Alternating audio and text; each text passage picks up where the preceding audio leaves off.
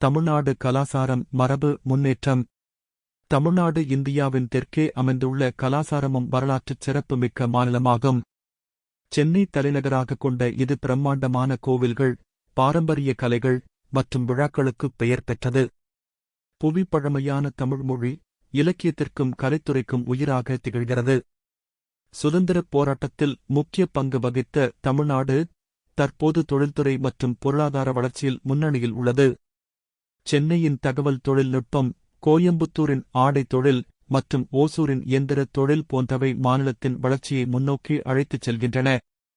தமிழ்நாட்டின் இயற்கை சுவடுகளில் மேற்குத் தொடர்ச்சி மலையின் மலைப்பகுதிகள், வளமான பண்ணைப்புறங்கள் மற்றும் அழகிய கடற்கரைகள் உள்ளன. இது உலகப் புகழ்பெற்ற உணவுப் பழக்க வழக்கங்களையும் கொண்டுள்ளது.